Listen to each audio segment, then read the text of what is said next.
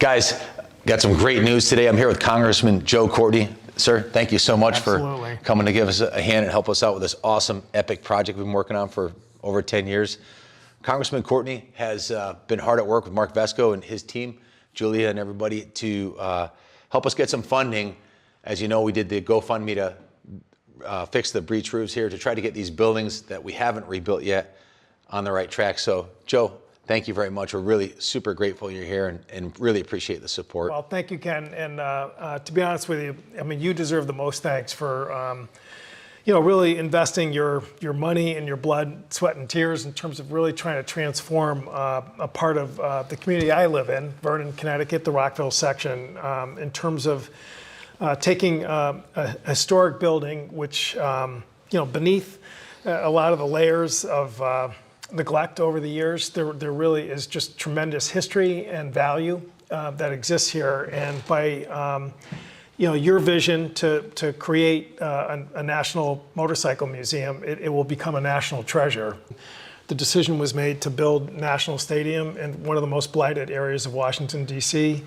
Fast forward 15 years from when that decision was made, it has completely transformed that part of the city. And that's really what I think the end game is here. And that's why I think having the support in Congress to pass a community project for $500,000 to, again, deal with basic infrastructure in this historic building is going to really, move that end game faster and sooner than it otherwise would have been. You guys did great work in terms of putting together the application. Thank you.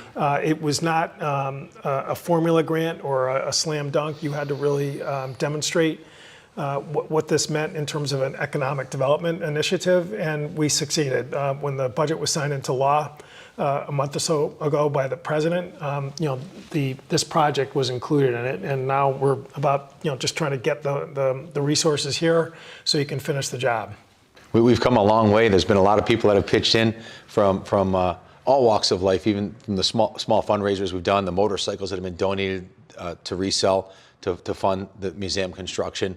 There's been a lot of help. A lot of people from all over the globe have pitched in. We have a guest book over there that has people from all over the planet that have been part of this, and we're really excited about moving forward the next phase of it. So this grant's going to really help us get to where we need to go. We've come a long ways, but there's a long way to go. Well, create a tourism destination, like I said, it creates its own virtuous cycle. And it took your vision to get us this far. And now, hopefully, with more external help, like I said, we're going to move this faster. But it's all about community involvement. That's kind of like Ken's and I's biggest vision. Yep. And it gets people, so many people, like our volunteers that want to get involved. Like a lot of people don't even like motorcycles, but they like the old buildings. They like, saving Rockville. And that was my passion, was do something to save Rockville. Well, we're lucky to have you guys. Well, thanks. Appreciate your support. Really looking forward to working with you. All right, Ken. Thank you. Once again, thank you, Congressman. Yep. The big building we were just in the fourth floor on, you can see the roofs are all breached on it. Right. That's actually a slate roof. It will probably be replaced with asphalt shingles. We've gotten a few different quotes, and it's becoming like a lost art, the maintenance of the slate. Yeah. It's maybe an obsolete. See where this one was patched. Yeah, that we've patched that one several times, as you can see. You can see daylight from the inside to the outside when you're in there, which is problem. Yeah, it's affecting the structure. Obviously, the wooden side is decaying, and there's actually holes in the floor in a couple spots where the water's been penetrating. You can see there's missing shingles. Yep. All the skylights are boarded up now. And that was all done in the recent push To keep it from going downhill anymore. Right.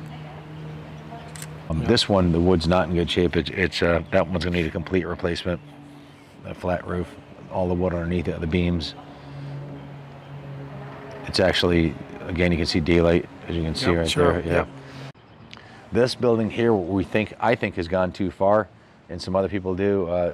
Kenny and the architect who were looking at it thought it was salvageable. I don't see what's finished. I see how much work is to be done. That's just the way I'm wired, and there's a lot of work left to do. This cupola right here, you can see there's a blue tarp on there. Yeah. The water's leaking into the building we just restored there. So that's like probably job one is protecting what we've already restored. Right. There's been 100 man years of labor. 25 guys worked for 4 years on this building, not including subcontract labor. There's been it's a 40,000 square foot building. It costs $5 million to totally restore it to the condition it's in now. And, What's going on here, man? and It's coming apart. yeah, it's falling apart. That needs to all be replaced. It's Right. it's kind of scary actually seeing that up close. I haven't been up there in a long time. If we don't get that this year, it's already leaking. It's going to get worse. And Look over here too. well, thank you All once right, yeah, again, no, sir. that was good. Super grateful. Yep. Thank you Yep. very much. Okay. Thank you. All right, Real Mark. pleasure. Thank you very much for your support. Thanks for your support. Really appreciate it. You guys are welcome. We're open Saturday and Sunday too if you want to bring a family through here.